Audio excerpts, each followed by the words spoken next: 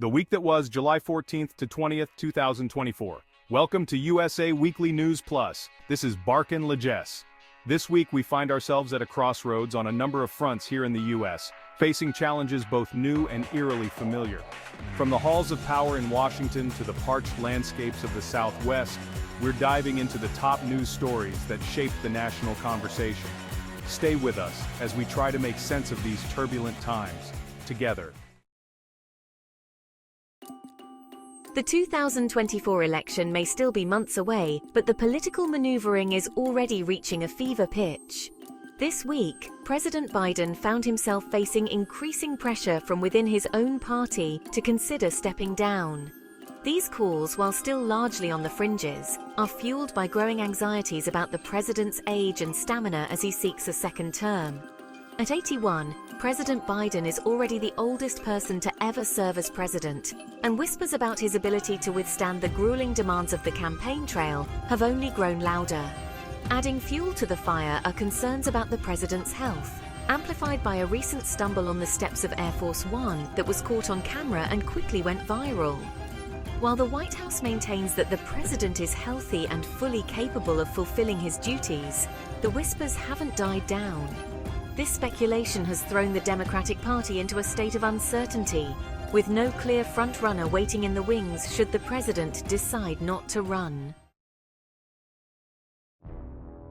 Former President Donald Trump remains a formidable force in American politics, demonstrated once again this week in the wake of a chilling assassination attempt.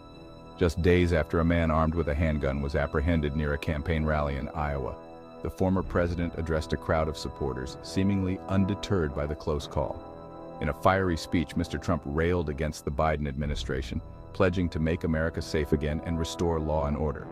He repeated his unsubstantiated claims of widespread voter fraud in the 2020 election, further stoking the flames of division across the nation. The assassination attempt, still under investigation by the Secret Service, has only served to further galvanize Mr. Trump's base. A relentless heatwave continued to bake the southwestern United States this week, shattering temperature records and fueling a series of devastating wildfires. Millions of Americans are enduring dangerously high temperatures, with some areas experiencing triple-digit heat for weeks on end. The elderly, those with underlying health conditions, and those without access to air conditioning are particularly vulnerable to heat stroke and other heat-related illnesses. Adding to the misery, the scorching temperatures and dry conditions have turned vast swaths of land into tinderboxes, sparking wildfires that are burning out of control across several states. The fires are consuming homes, businesses, and precious natural resources, leaving a trail of destruction in their wake. Firefighters are battling the blazes around the clock, but the extreme conditions and rugged terrain are making their job incredibly difficult. The smoke and ash from the wildfires have created hazardous air quality for millions, forcing residents to stay indoors and wear masks even outdoors. Chapter 4. The Supreme Court is at the center of controversy with two landmark rulings this week. In a 5-4 decision, the court struck down affirmative action programs at colleges and universities. Civil rights groups and Democrats argue it reverses progress in creating diverse campuses. Another 5-4 ruling blocked President Biden's student loan forgiveness program. Millions of borrowers are now uncertain about the future of their loans.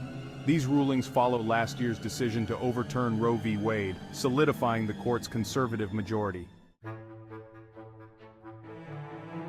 Chapter 5. The tech industry, once a beacon of economic prosperity and seemingly limitless growth, is grappling with a new reality: mass layoffs and economic uncertainty. This week, several major tech companies announced significant job cuts, adding to the tens of thousands of workers already laid off in the sector this year. These layoffs, once unthinkable in an industry known for its competitive salaries and generous perks, are sending shockwaves through the tech world and beyond. The reasons for the downturn are complex and multifaceted. Slowing economic growth, rising inflation, and fears of a recession are forcing companies to tighten their belts and reevaluate their priorities. The war in Ukraine and ongoing supply chain disruptions are also contributing to the economic headwinds. These layoffs highlight the precariousness of the tech job market, which just a year ago was considered one of the most stable and lucrative sectors of the economy. Chapter 6. The U.S. economy continues to send mixed signals, leaving economists and policymakers alike struggling to make sense of the latest data. This week brought news of both encouraging signs of recovery and persistent challenges, fueling debate about the overall health of the economy and the effectiveness of the Federal Reserve's efforts to tame inflation.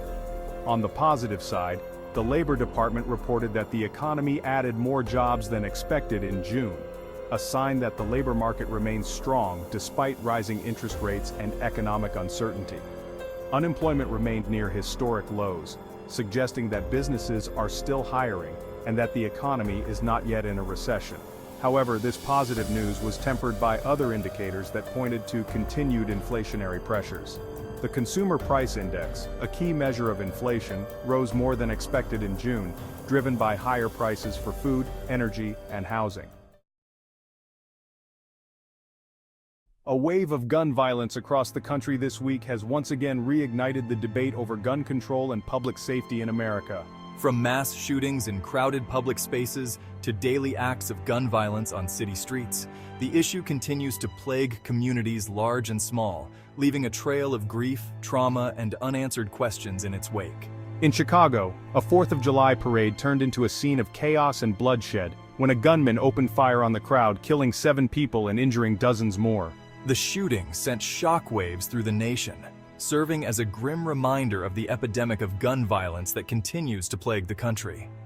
In the wake of this latest tragedy, calls for stricter gun control measures are growing louder, with advocates demanding universal background checks, bans on assault weapons, and other measures they say could help prevent future tragedies. In a move aimed at tackling the soaring costs of prescription drugs, the Biden administration announced a series of new initiatives this week designed to make healthcare more affordable and accessible for millions of Americans. The initiatives, which have been met with praise from patient advocacy groups and some Democrats, represent the latest effort by the administration to fulfill President Biden's campaign promise to lower healthcare costs. One of the most significant initiatives will allow Medicare, the government health insurance program for seniors, to negotiate directly with drug companies for the prices of certain high-cost medications. This is a move that Democrats have long advocated for, arguing that it will give Medicare more leverage to secure lower prices for seniors who often struggle to afford their medications.